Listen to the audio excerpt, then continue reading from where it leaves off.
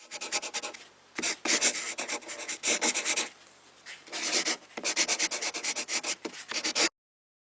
everyone, my name is Chris. Thanks for taking the time to check out the video with me today. What we're going to be looking at today is everything you need to know about your exterior lights, specifically how to make sure those auto functions is on, and how to make sure that it is going to be the safest setup for you while you're on the road. So let's get started with that. So again, one thing to keep in mind, we're doing this in 2025, so kind of our newer setup here.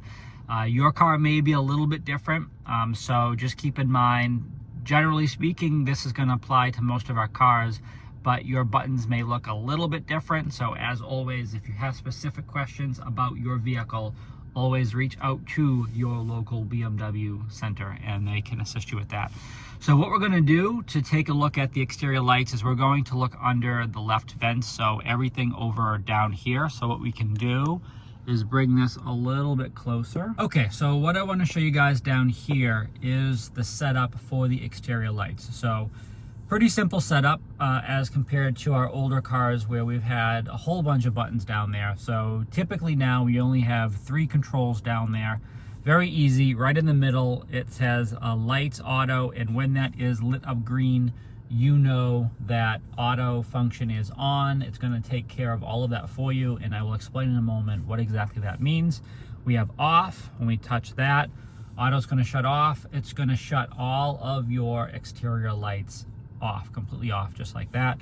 One touch here can turn that function back on for you. And then we have a light with 3 lines. The light with the 3 lines, I will show you exactly what that does. So one touch there. So once you touch that light with the 3 lines, that button is going to open an exterior lighting menu on your control display. So what that means is you have the ability to touch where it says lighting, and these actually are the physical buttons that used to exist down in that area. So if you're familiar with that, whether you had that dial that you moved back and forth, or whether or not you had like a pre-LCI of like this car, an X5, 6 or 7, you had a whole bunch of different buttons down there. That's what used to be down there. So as you can imagine, as the designers have gone through the models and we've done LCIs and launched new generation vehicles, we have cleaned up a lot of the interior, and those buttons just end up in a menu or a sub menu in the operating system now. So there's really no need to have all the buttons and all the controls in the car anymore in a physical sense. So they end up here.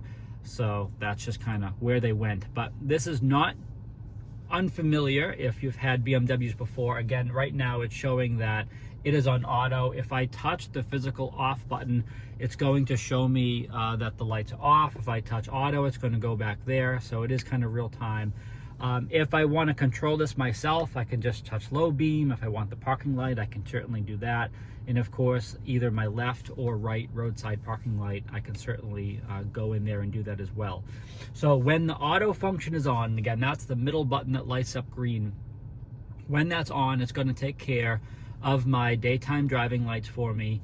It's going to take care of those parking lights and turn on the low beam headlight when it detects that there needs to be more light output. So it has that sensor making sure when it's, if it's too dark outside, that is going to illuminate. So at all points in time, there's always going to be some sort of exterior illumination as long as you have the automatic driving lights selected. So that is what that means.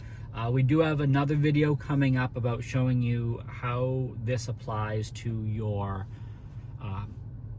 automatic high beam, so your brights, because that is not part of this function. Some people just are not 100% on board with that. They either they like to have the automatic driving lights, but they like to control their high beam. So that is why that function is separate from this, and that's another common question. A lot of people think once it's on auto, it's going to do everything, and that's not entirely the case. There are new generations of our iDrive system, such as iDrive 9. iDrive 9 will automatically toggle on the high beams at time of delivery. When you first take the car, it comes to us defaulted on. So it makes the illusion that everything's kind of connected in together, but you certainly can shut that off separately if you want as well. So keep that in mind. Check out the other video about the auto high beams, that's up there as well. Thanks for taking the time and watching this video. Hopefully this makes sense and clarifies any confusion with that. Again, my name is Chris. Check out the links below. Please make sure you subscribe so you can always stay up to date with the latest content. Stay healthy and safe out there.